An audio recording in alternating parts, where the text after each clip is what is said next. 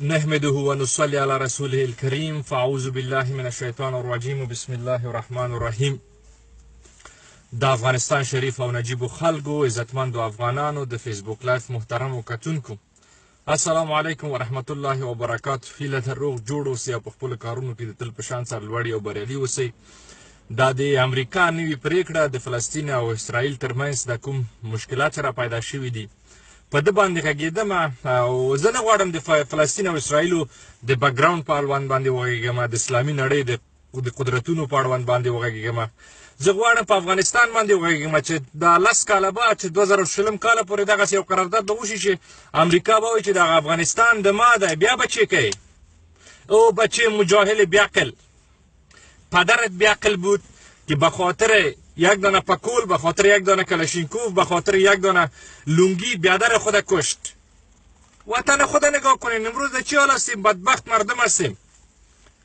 د اسرائیل د فلسطینیانو پلرونو نیکونو خپل مځکه کار به یې نه کول، زحمت به یې نه وایستل، دوی به قرار پیتاوی ته پروت سبا ته به قیامت کیږي او حضرت عیسی به زور کوي او حضرت امام مهدي به زور کوي. اسرائیلیانو کار وکړه، ټکنالوژي جوړه کړله، وسلې لري، ته غولکه لري، هغوی اټم لري. چی کوې ورسره؟ چی کوې؟ څه شی دې له لاسه کېږي؟ همدا اوس په دې کابل کې څه شی کوې، په هلمند کې څه شی کوی شي، په دې پنجشیر کې څه شی کوی، په دې پروان کې څه شی کوی شي. جکه سر دې جکه بین 52 کی به سر دی وهی چی کده میتونی؟ خو مسلمان خو نه فکر داره. لونگی در سرت الله اکبر، نعره تکبیر، انتحار خود بپران. شما کدام منطقه دارین؟ بازیدای کلان میکنین که ما جهاد کردیم، مقاومت کردیم. برادر شما وطن فروش بودین، شما ناموس فروش هستین. وطن حیثیت ناموس داره. پیمان امنیتی رو امضا کردی. دکتر اشرف غنی، حنیف اتمر و 4 تا لندغر دیگه در ریاست جمهوری بیا که پاک گپ بزنیم، مرد وری گپ بزنیم. اینمی وطن فروشایی که داخل هر ریاست جمهوری است به شمول اشرف غنی، به شمول حنیف اتمر، تاریخ سر از این قضاوت میکنه. دکتر نجیب الله چگونه از بین رفت؟ دکتر نجیب الله زمان از بین رفت که دقیقاً تمام رازهای امریکا و انگلیس تمام کشورها را میفهمید. شما امروز نه تنها که خود فروختین، نسل غلام امریکا خواهد بود، غلام انگلیس خواهد بود، غلام اینمی کشورها خواهد بود. شما خودتان فروختین. پدرت فروخت، پدر کلانت فروخت. فردا تو چی میکنی؟ امروز بچه فلسطینی یک دانه غولک داره، بچه اسرائیلی قرار در پشت کامپیوتر شیشته از اینمی سویچ میکنه، طیارهش پرواز میکنه، این فرقت میزنه، کل از بین میبره. چی کده میتونی؟ چی کده میتونی؟ زورت در کمرت، مهربانی. بیا نه بحث سیاسی میکنم، نه میخوایم حرفای سیاسی براتون بزنم. همین جوانایی که شما به میگپ ما میفهمین بیا که من شما را بفهمونم.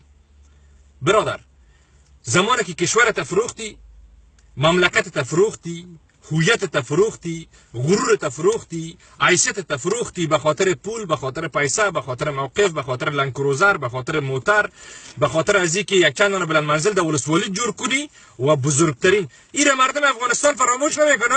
مردم ولسوالی پنجشیر که 16 میلیارد دلار در پنجشیر آمد افغانستان فروخته شد. تاریخی را قضاوت میکنه، نسل‌های بعدی را قضاوت میکنه. شما اگه غیرت دارین علیه تذکره الکترونیکی مظاهره نکنین، برین پشت میدان اوی بگرام مظاهره کنین، بگوی برای از وطن ما شما را آوردیم به خاطر که امنیت ما جور شوه، اقتصاد ما جور شوه، پلیس ما جور شوه، ما صاحب نان شویم، صاحب او شویم، صاحب فابریکه شویم. اون فابریکه نساجی گلبهار در پلی میدان بگرام اسور برای ما جور کنین. آمده ما افغان نیستم. پدرت خود جاهل بود، حالا بچه‌تون جاهل است. ما براتون میگیم که شما جاهل هستین، شما احمق هستین، شما درس نخواندین، شما تعلیم نکردین، شما فکر سیاسی ندارین، شما فکر اقتصادی ندارین، شما فکر اجتماعی ندارین، شما فکر نظامی ندارین. ده اینجا پکول بون، ده اینجا بون سالار را بگی بیادر تا بکش، از ایران بگی، از پاکستان بگی، پیسه بگیره بکشونه بکشه. این ما بچه مجاهل هستم. بیا کشور خودت نگاه کن. امروز این حالت سر اسرائیل است. ما برات میگم اینی ویدیوی من باشه پیشتان، ما مرده شما زنده. اگر اینمی کشورتا، اینمی افغانستان اگر ادا نکردن کی از ماست، اونمو بلند منزلان یا خو احمق نیستن که میانت یک وزارت دفاع برای تو جور میکنن، بسیار مثل پنتاگون وری یک میدان هوایی در بگرام جور میکنه که میلیاردها دلار در اون سرمایه گذاری کرده، در 34 ولایت 9 دانه پایگاه داره. یا احمق است یا ای امریکا است. امریکا 1 روپیه خود به جای مصرف نمیکنه. شما را چی کده؟ یکی تا به نام پشتون انداخته، دیگه به نام تاجیک انداخته. شما درگیر خود هستین یا میخواید دنیا را تا 100 سال دیگه بگیرن؟ جهان را در کنترل خود داشته باشید. کل مسلمانات مثل گدایگر وری پیش از اینا چی میکنه؟ پیش از اینا مزدوری میکنه. ایمیل کلت از رئیس جمهور گرفته مزدور است، یک واسه میاد که ماش از امریکا میته، اردوی تا ماش امریکا میته، اوس طالب تا تمویل میکنه، ایسو مجاهد تا بیعقل میسازه، ایسو اردوی تا تمویل میکنه، اوس طالب تا میته. شما مسلمانایی که دیگر را کشته میره. ما الحمدلله مسلمان هستم، لا اله الا الله محمد رسول الله. وقتی که عرب از اسرائیل از فلسطین دفاع نمیکنه که قبله نخستین قبله مسلمان است و ادعای اسلام میکنه، چیزی که پیسه ما پیدا میشه، مادر ما، پدر ما، پدر کلان ما اجرف ما بر از اینا دادیم، ما چی دفاع کنیم؟ ما کشور خود بیا نگاه کنیم، بیا که افغانستان نگاه کنیم که فردا ما از اینمی کشور از اینمی تمامیت ارزی هم از دست ما را طالب بیعقلت، مجاهد جاهلت و چند تا بچه‌کایی که نو پیدا شده که ما بچه مجاهد هستم، باز پدر ما مجاهد بود، باز ما مجاهد میمونم. بچه مجاهد نمون، برو درس بخوان، تعلیم کو، کار کو، زحمت بکش، به بازویت پیسه پیدا کو. در اردو هستی یک سرباز خوب باش، در پلیس هستی یک عسکر خوب باش، در معلم هستی یک معلم خوب باش، ترافیک هستی یک ترافیک خوب باش، دریور هستی یک دریور خوب باش. ما خب کل مسلمان ها را میبینم. امروز دمی وزارت خارجه دمی صلاح الدین ربانی امی پدر چی دستاورد داشت؟ غیر و ایرانی، غیر قتل، غیر جاسوسی به پاکستان، به ایران، وطن خود خراب کرد، اردوی خود از بین برد، ملت ما را تباه کرد. امی نامش که کسی میگه به شمول میکمتیارت که امروز آمده، گلبدین تکمتیارت، مسعود امی دیگرایت، محقق خلیل. شما چی دستاورد دارین به مملکت؟ تانک ساختین؟ نه. تکنولوژی ساختین؟ نه. اتم ساختین؟ نه. کتاب ساختین بر نسل جوان نوشته کردین که نسل جوان بفهمه یاد بگیره؟ نه. چی کردین؟ از پاکستان پیسه گرفتین، پاکستان که تامین میکرد، امریکا و انگلیس. شما کی را کشتین؟ بیادرتان کشتین. امروز مزدور هستی. این نسل بعدیت که می خوی از دین هم خبر نداره، از اسلام هم خبر نداره، از هیچ چیز هم خبر نداره. در کشورهای اروپایی و امریکایی که اینجا کلان می هیچ چیز نمیفهمن، به خاطر که در مکتبات دین و این درس نمیده، سکس برش درس میده، میگه یاد بگی بچین. شما هوشیار شوین، اول در بین خود اتفاق داشته باشین، اتحاد داشته باشین. افغانستان این خیلی کشور است، اروپا 27 کشور است، 28 کشور است. میگه وی آر یوروپیان. پول مشترک دارن، اقتصاد مشترک دارن، مرز مشترک دارن، سیاست مشترک دارن، قدرت نظامی مشترک دارن. در 34 ولایت در پشت یکی دیگه تانه میخورین به نام تاجیک، به نام پشتون، به نام هزاره، به نام قوم، به نام سام. و این مردم از اینمی احساسات تان استفاده میکنه. میگه یک ملت جاهل، یک ملت گشنه، یک ملت گدایگر، یک ملت بیعقل، جوانایشون کلش لندغر. بیا دیگه این مردم بیعقل است، موزمی خوب استفاده میکنه. مادن تا میبره، دخترای مقبول تا میبره. اون رخساره که بیبی 1000 دختر مقبول تا ویزا میتا میبرش، از کابل میبرش پیش خود در امریکا. چی کنه میتونی؟ کدام غیرت افغانی؟ ما غیرت افغانی داریم. اموز زدنید که میگه من غیرت دارم، قهرمان هستم، اونمو چی غیرت کرده؟ جز جاسوسی، جز هموطن خود کشتن، چی غیرت دارین شما؟ و کدام غیرت؟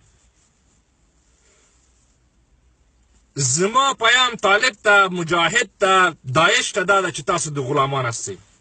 تاسو د همدغه خلکو جاسوسان هستی، د همدغه امریکا، د همدغه انګلیس، د همدغه پاکستان، د همدغه نور ابرقدرتونو باندې غلامان، جاسوسان، بی غیرت، بی وجدان خلک هستی چې راځي خپل مسلمان وژني. په ننګرهار کې ته خلک وژني، په کابل کې ته خلک وژني. مسلمان نن وژني. مسلمان د جهالت په قرن کې دا اوس. مسلمان نن په نړۍ کې د جهالت په دوران کې ژوند کوي. زه یو مسلمان یم، الحمدلله، لا اله الا الله محمد رسول الله. زه مسلمان یم. زه خپل اقرار کوم چې موږ مسلمانان په جهالت قوم کې یو. ولې نه منې؟ وې منه را سره. تیاره دې جوړه کړې، کمپیوټر دې جوړه کړې، موټر دې جوړه کړې، ټکنالوژي دې ښکاره کړې، ټانک دې جوړه کړې. د چا سره وهي؟ څنګه وهي؟ لونگی تا دایی جبان، پکول تا دایی جبان، سلا را بگیره بزن و بیادر تا بزنی بزن. ما خوب مجاهد هستم. تو خوب مجاهد هستی. مجاهد خطر نمی باشه. جهان اسلامت امروز بیبی هیچ قوتی ندارین شما، هیچ زوری ندارین شما، هیچ چیزی هم نیستین شما و هیچ چیز هم از دستان نمیه. اینجا یکی دیگه نوشته کرده بر تو حقیقت بپذیر بدرک. ما مسلمان هستیم میخوایم که از فلسطین دفاع بکنیم، اما با چی؟ با غولک؟ بچه فلسطینی غولک داره، بچه اسرائیلی اتم داره. کته چی میزنی؟ خو صحیح سمی بس اسلام یک طرف میمونیم. بیا بدر زندگی پیامبر بزرگ اسلام مطالعه کو. در زمان پیامبر بزرگ اسلام در مکه، در مدینه، در تمام جا مسلمان، یهود، نصارا، فلسطینی، همه مردم با هم زندگی میکردن، تجارت میکردن، زندگی مشترک داشتن. امروز همه قدر مسلمانی که در کشورهای امریکایی و اروپایی از بیاز یک قطع نمیشیم. ما اینجا کار میکنیم، زندگی میکنیم، هر همون چیزی که در بین ازیاست ما میکنیم مثل یک یمی مردم موری. شما حاضر هستین آیا اینجا برای مسلمان ها مسجد جور کردن؟ شما حاضر هستین که برای عبادتگاه از یعنی برای یک گندو یک کلیسا جور کنین در افغانستان؟ چی جور کنین ببخشین؟ مندر. نخستین کسی که همین خانه های اندور چین که چور کردین همین شورای نظاریا بودین. در کارت پروان چور کردین؟ در چارکار خانهش هم چور کردین، هم خانهش در دادین. شما مسلمان هستین. مسلمان خانه اندور رو چور میکنه، باز خانهش در میته. یعنی تا زمانی که جهان اسلام از افراطیت بیرون نشه بسیار مشکل است که ما شما بتانیم هم از اسلام دفاع بکنیم، هم از دین خود دفاع بکنیم، هم از مردم خود دفاع بکنیم، هم نسل‌های آینده خود نجات بدیم. ډیره سخت خبره ده. په احساساتو باندې هیڅ شی هم نه کیږي او په احساساتو باندې هیڅ شی هم نشو کولای. په منطق باندې مونږ کولای شو خپل هیواد ته نجات ورکو. په منطق باندې مونږ کولای شو اسلامي نړۍ ته نجات ورکو. په منطق باندې مونږ کولای شو فلسطینیانو ته نجات ورکو. فلسطینی الکته وي چوروره ستا پلار خرڅ کړی و دا ځای، ستا نیکونو دا ځای خرڅ کړی په اسرائیلیانو باندې، قرار به ویدو کې سبا قیامت میشه. هغوی چې وکړل کار یې وکړل، زحمت یې ویسته، ټکنالوژي جوړه کړله، نن په اختیار کې دی. تا لاسونه ورته مزدور دي، ته ورته مزدور یې، تا رئیس جمهور ورته مزدور ده، تا اردو ورته مزدور ده، تا هغه بیعقل طالب چې هېڅ نه پوهېږي راځي خپل ورور وژني هغه هم مزدور ده. زه جهاد کوم، زه مقاومت کوم. په فراه کې څومره انسانانو وژلو؟ دا اردو آیا مسلمانان نه دي؟ دا زمونږ پولیس آیا مسلمانان نه دي؟ دوی کلمه نه وایي، دوی روژه نه نیسي. په څنګه یې وژني؟ ولې یې وژني؟ و طالبه و جاهله و داعشه و جاهله. ولې؟ ایروان بعد از حکومت داود خان که این امی ربانی، این امی مسعود، این امی گلبودین رفتن اردو و پلیس ما را میکشتن تا امروز ادامه داره. کار ربانی، کار گلبودین، کار مسعود، کار سیاف، کار محقق، کار خلیلی، مزاری چی بود؟ کشتن برادر مسلمان خود. اینی دستاوردتان است. کار طالب داعش همین چیز است امروز. هیچ تفاوت نداره از 30 سال پیش تا امروز. اگه امروز طالب انتحاری است، طالب میکشه، مجاهد داعش مردم میکشه و این جاهل است یا احمق است. دیروز و احمق بودن، فردا تو احمق هستی، به خاطر که ازی حمایت میکنی. تو هنوز هم میبینی مردم قهرمانت است، اینمی مردم سر تاجت است، رهبرت است. من میگم که رهبر من هیچ ندارم. رهبر حضرت محمد مصطفی صلی الله علیه و سلم است. دیگه این لندغر لچکت رهبر من نمیتونه باشه. تو که من قبول نمیکنی. به خاطر که نام میگی تو متعصب هستی. خوب من متعصب. مهربانی بگو راه حل چیست؟ بچه فلسطینی که غولک است، بچه اسرائیلی که اتم. چی میکنی؟ این امروز بگی میدان هوایی بر طیاره B-52 میخیزه، از امریکا کنترلش میکنه، در میدان هوایی تم نمیباشه. بگی محققت، بگی خلیلیت، بگی کرزایت، بگی اشرف غنیت، امی کل سرا چنگ بزن در فرقت میزنه. چی کده میتونی؟ وطن فروخته خلاص. شما مجاهد خلاف فروخته، ما نفروختیم. ما مرد طوری همینجا مبارزه کردیم، بازم مبارزه میکنیم. 100 سال بعد مرتان صدای خود بلند میکنیم از وطن خود، از کشور خود، از ملت خود، از بدبختی شما نجات شما ما میخوایم که شما را چی کنیم؟ نجات بدیم. که بیادر از مجاهد بیغیرت، از طالب بیغیرت، از داعش بیغیرت نکنه نماید. اینا بیغیرت هستن، اینا بیوجدان هستن، اینا وطن فروش هستن. بازم تو میخیزی که ما افغان نیستم، فلانه قهرمان بود. همین بدر قهرمانی نیست که بیا وطن خود خراب کنه. قهرمانی نیست که بیا مردم خود بکشه. قهرمانی نیست که بیا تا مکتب خود خراب کنه، مدرسه خود خراب کنه، بلند منزلای خود خراب کنه، سرک خود از بین ببره. باز بگه من خو قهرمان هستم، تو هم که من قبول کن، از زور میگه مردم پوزت میده میکنه. شیر مادر تو سرترام میسازه.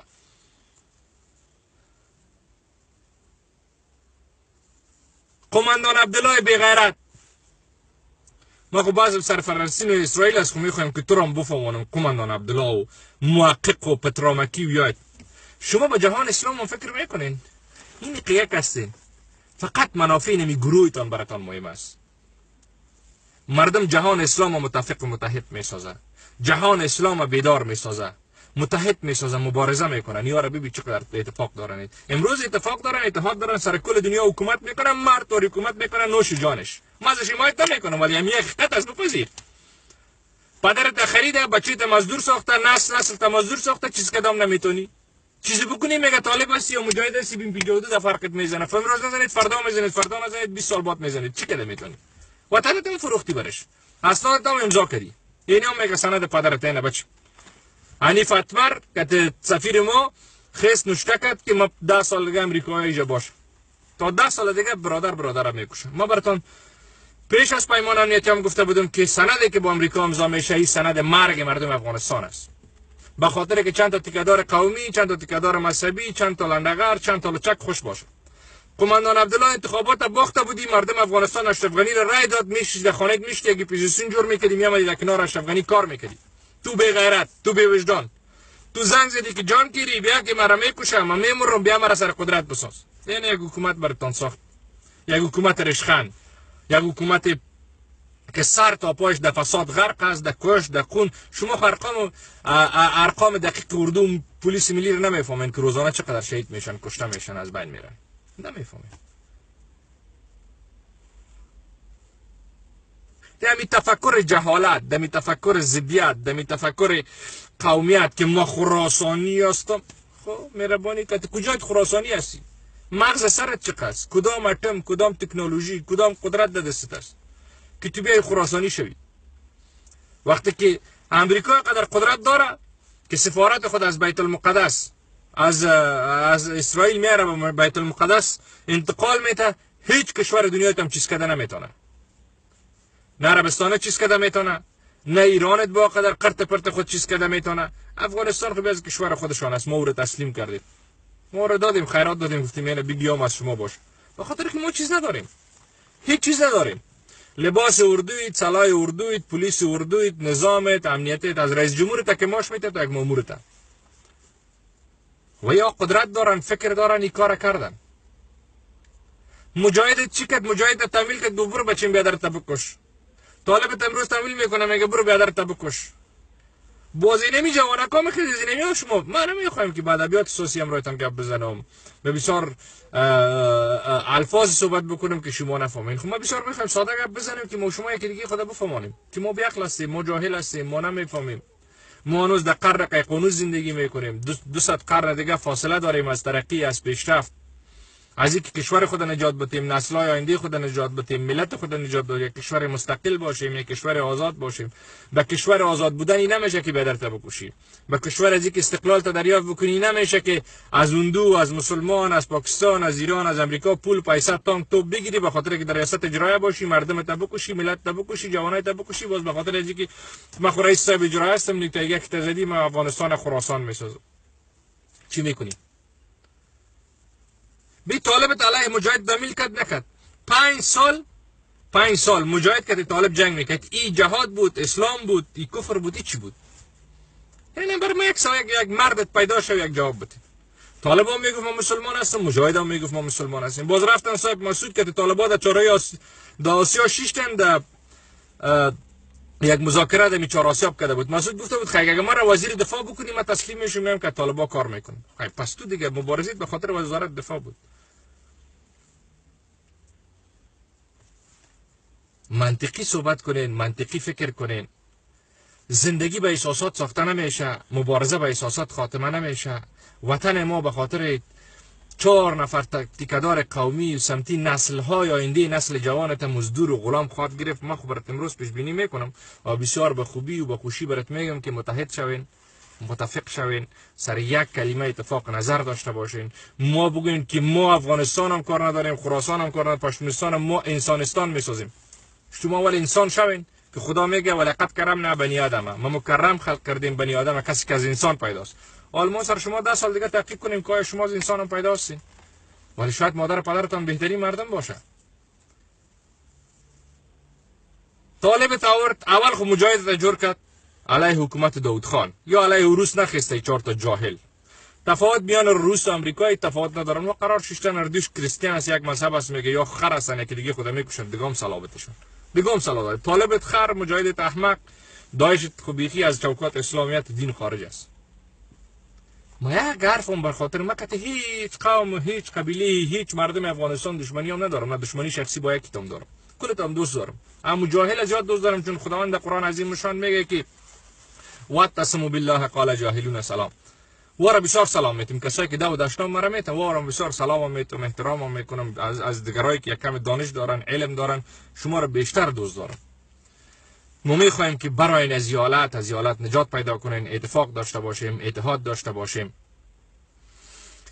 با دو زدن، با دشنام زدن، با مسائلی که ما شما که دیگه خود داغوش نگیریم حل نمیشه افغانستان. این ما برات میگم چی کده میتونین امروز بیت المقدس انتقال میده. چی را سفارت خدا انتقال میده در بیت المقدس. دیگر روز میگه که این میدان وی بگرام که شما بر ما دادین این از ماست. این وزارت دفاع هم که برات مقبول و زیبا جور کرده میگه یوم از ماست. هر ریاست جمهوری ریاست اجرایی را جور کرده میگه یوم از ما. شما خب برات جور کردن چیز نه، مردایتان که دوزی کرد، چور کرد، چپاول کرد، خانه مردم خراب کرد، مردم در بدر کرد، ملت تباه کرد. بری سر قبر از بلند منزلا جور کنین، باز بشینین بالای سر گریان کنین. او پیسه از اون پیسه می امریکا است، نمی انگلیس ها برات میده، میگه برو خیر از مرده ما استفاده کردیم باز کشته میشه، برو سر قبرش میگه گریان که چیک بزن.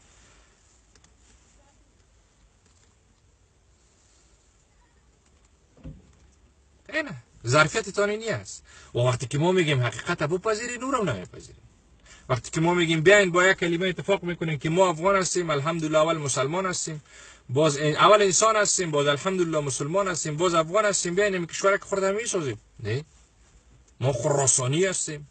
خب یکی خراسانی باشین، یک تعداد پشتونستانی باشین، یک تعداد افغانی باشین، پس ما چی وقت اتحاد پیدا میکنیم؟ چی وقت اتحاد پیدا میکنیم؟ چی وقت برای بازسازی از این مملکت، چی وقت برای رفاه اقتصادی مملکت، چی وقت برای حداقل در 15-17 سال ما نتونستیم که اقتصادی مملکت باشه، ما نتونستیم 5 دانه فابریکه در 5 ولایت بزرگ افغانستان بسازیم. پیام ما به کرزای صاحب تعالی پر دما پیام داد او د افغانستان ټول خلک دې په د باندې پوښي چې دا ډېر جرګه بازی نور مو جوړاو په افغانستان کې، کته غیرت لري، کته شهامت لري، کته رښتیا په پلځای، کته رښتیا د احمد شاه ابدالي بچای ته او جرګه جوړه کا. دا ایتا په حکومت کې څومره لوچاک، لنډغار، اختلاسګر، د مځکو غاصبین ول، دغه یو جرګه جوړه کا ورته دغه دا جرګه مې جوړه کړله، دا د ما ورور دی دومره مځکه غصب کړې ده، دا د ما و دفاع وزیر و دومره مځکه غصب کړې ده، دا د ما دومره غلا کړې ده، دغه پیسې بیرته ورکو دي ملت ته د دې وطن د باسازۍ دپاره، د دې وطن د آبادۍ دپاره، د دې وطن د پرمختګ دپاره. کرزی صاحب تا لپاره مې دغه پیشنهاد و. افغانستان د برقدرتونو د جنگ میدان دی، د ایران، د روسیې، د چین، د پاکستان د جنگ میدان دی او ته هیڅ شی هم نشي کولی. ځکه تا سره په اول کې دومره فکر نه و، پرته له دې نه چې په قندار کې عینومیني شهرک جوړ کړي، تا باید د سمنټو فابریکه جوړه کړې وه، تا باید پاکستان ته شکست ورکړی او سمنټو فابریکه به دې جوړه کړې وه. اوس به د زرګونه کسان ټول سمنټ چې په افغانستان کې راځي د پاکستان نه راځي، د تاجکستان، د قرغیزستان نه راځي. اشرف غني د همدقسې روان دی. اوس اشرف غني نور پیسې نه لري، چاره نه لري، څه وکړي؟ افغانستان همدا اوس ضرورت لري چې موږ 10 فابریکې د سمنټو باید ولرو، 10 فابریکې چې زرګونه ځوانان دې پکې کار کولای. دغه طالب، دغه مجاهد، دغه ځینې لنډغر لوچک چې د اسلام په نامه نه جګ شوي ول او جګ شوي دي او جګ به شي، دوی ته که چېرته د کار زمینه برابره شي، د سمنټو په فابریکه کې کار وکړي، د لرګیو په فابریکه کې کار وکړي، د وسپنو په فابریکه کې کار وکړي، په مختلفو کانونو کې کار وکړي، دوی نو وسلې ته لاس نه اچوي، ځکه وسلې ته لاس اچولو د بیکارۍ له وجې دی. طالب دې نن څه شی لري؟ طالب دومره پختنه نه کوي ور د ما وسله چې بوګه کې د چا ده مجاهد می دین روز پرسان نکد کیو بدر امی سلای که د سر شانه ما سمیر پدر ما تولید کده، مادر ما تولید کده، بچی کاکای ما تولید کده، و ما که میکشم تیره میکشم، خی برادر مسلمان تو میکشم. این منطق نیست، هیچ عقل نیست. وقتی که از یک مملکت فکر کوچ کرد، فکر مغزای متفکرت کوچ کرد، چند تا جاهل به نام طالب، چند تا احمق به نام مجاهد، چند تا بچه اولاد ناجایز به نام داعش پیدا میشه. یکی تام تمویل میکنه میگه بیا درت بکش، دیگه تام تمویل میکنه میگه بیا درت بکش. افغانستان 40 سال است که برادرکشی است و بنیاد برادرکشی را در افغانستان کی مونده؟ ما براتون نمایشان میگیرم. ربانی، مسعود، گلبدین، سیاف، گیلانی خیل و دیگه لندگار لوچکت که رفت در پاکستان تمویل کرد و این برادرکشی دیگه ادامه داره تا امروز. به نام مجاهد، به نام طالب میشین، یک رو در سرتان پکل میمونه مجاهد جورت میکنه، دیگر رو در سرت لنگی میزنه طالب جورت میکنه، باز در پشترت بیرق سیار نشته میکنه، در دست یک کلاشینکوف میته چی جورت میکنه؟ داعش جورت میکنه. به خاطر که شما عقل ندارین، به خاطر که شما منطق ندارین، به خاطر که شما علم ندارین، به خاطر که شما فکر ندارین، به خاطر که شما دانش سیاسی علمی ندارین، به خاطر مبارزه علمی، به خاطر که شما نمیخواین یک مدرسه جور شوه، یک مکتب جور شوه، یک فابریکه جور شوه که یک 5000 نفر صاحب کار شوه. این گپا نیست پیشتان. حالا که بیت المقدس سفارت انتقال داد از بیت المقدس، از فلسطین در بیت المقدس، از اسرائیل در بیت المقدس، امریکایی قدرت داره به خاطر که تکنولوژیش اول فکر کرد. تو اول فکر نکرد که سفارت خود انتقال بکنه و اول گفت اتم جور میکنم، پیسه فابریکه میسازم، مردم خوب تحت کار استعمار خود میگیره. 200 قرن خود فکر کرد.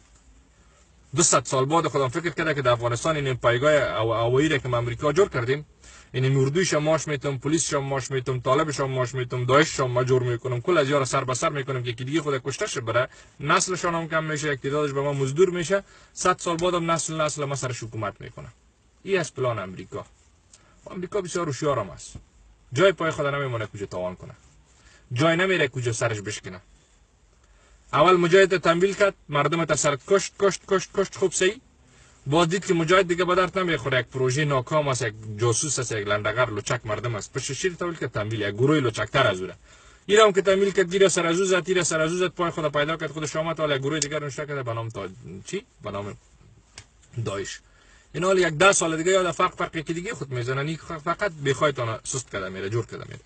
9 دانه پایگاه داره، 10 دانه پایگاه جور میکنه. یک دانه 9 دانه میدانوی داره، 100 دانه میدانوی در 34 ولایت دیگه جور میکنه. 100 سال بعد 50 سال بعد برات میگه که بدری وطن دکتر صاحب اشرف غنی و حنیف اتمر بر ما فروخته، یعنی 10 سال قرارداد کردی، 10 سال ما تمدید کردیم به 20 سال. 10 سال بعد سال 2024 ما براتون میگم شما این توان قدرت ندارین.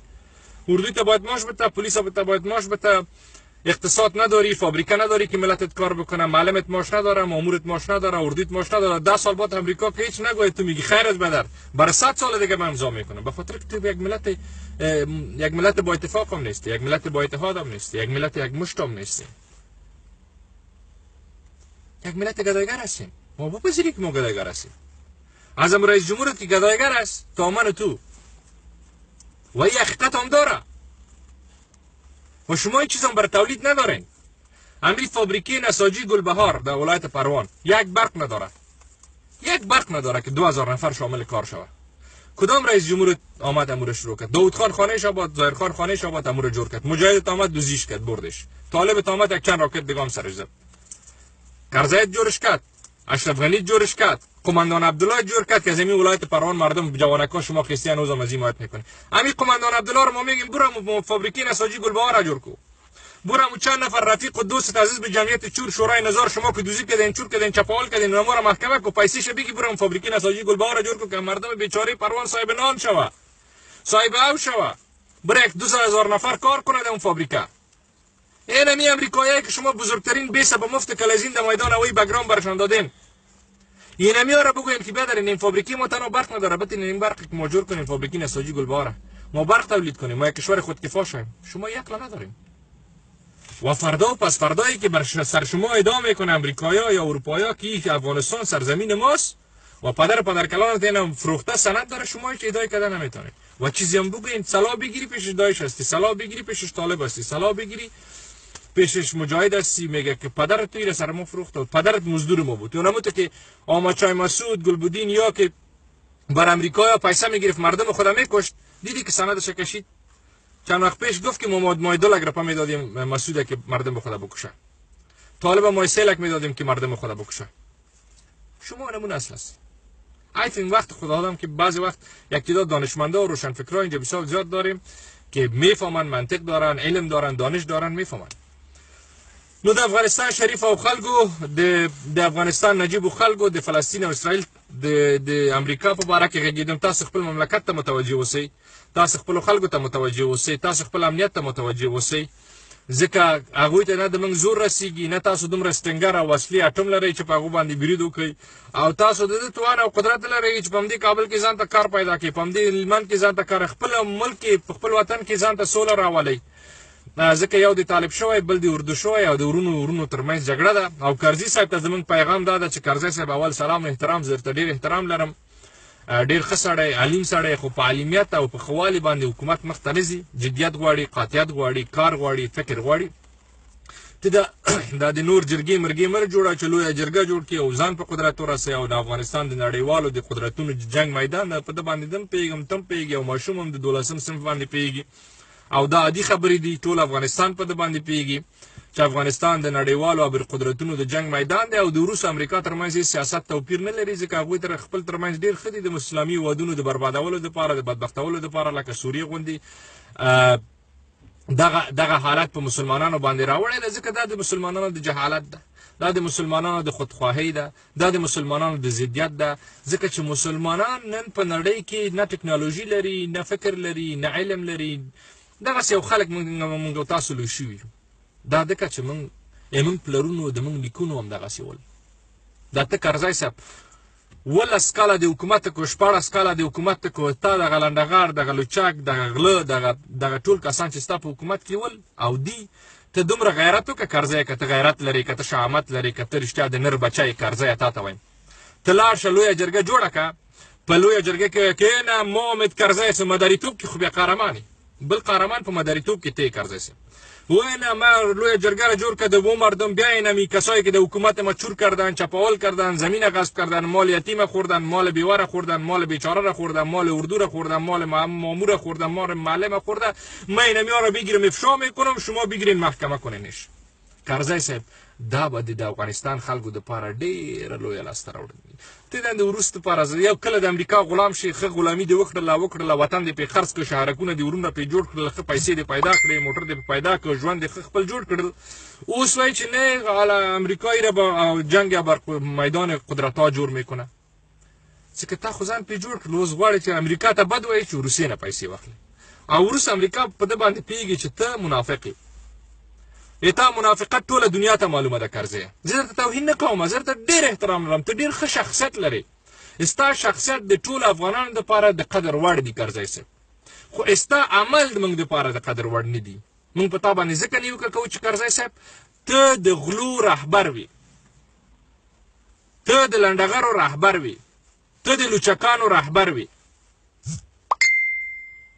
پوه شوې که ته کرزی صاحب غیرت لرې غرور لرې شهامت لرې ته لویه جرګه جوړه کړه په لویه جرګه کې ووایه زما په حکومت کې دومره غله دي دومره کسان غله ول زما دفاع وزیر غل و زما د کورنۍ چارو وزیر غل و زما معاونین غله ول دا خلیلي د څومره پیسې پیدا کړې په دې بامیانو کې چې د بلمنزلي یې جوړ کړي دی کومه کړي دغه ټول افشا کړه اول د کور دننه خپل کور جوړ کړه اول ځان جوړ کړه بیا د کور جوړ کړه بیا لاړ شه نړیوالو قدرتونو سره وغږېږه د امریکا سره وغږېږه د روس سره وغږېږه د چین سره وغږېږه د پاکستان سره وغږېږه د ایران سره وغږېږه چې موږ نه غواړو افغانستان د ابرقدرتونو د جنګ میدان شي موږ غواړو د ابرقدرتونو د سولې د مذاکراتو مرکز افغانستان وي ته لاړ شه اول طالب راوله په غېږ کې کښېنه ورته نور جګړه بس کړه بیا د داعش مجاهد جاهلین دې لا کښېنه ورته نور جګړه بس کړي افغانستان دایرة الاسلام دی دلته جهاد نه ده فرض د افغانستان خلک مسلمانان دي الحمدلله موږ ټول کلمه وایو روزه وایو چا سره تاسو مبارزه کوئ اول خپل د تیر حکومت ټول لنډغر لوچک محکمې ته راکش کړه خپله محکمې ته کښېنه چې ما دومره سرمایه درلود اوس یې دومره لرم زه یو مجرم وم زه یو قاتل وم ما ونشو کولی ښه رهبري وکړم بیا لاړ شه د ابرقدرتونو لویه جرګه جوړه کړه چې ته امریکا د ځینه وباسي ته امریکا د ځینه نشي ویستی ځکه 10 کاله درته تجربه لري زه د امریکا پلوي نه کوم نه د انګلیس پلوي کوم زه یو مستقل انسان یم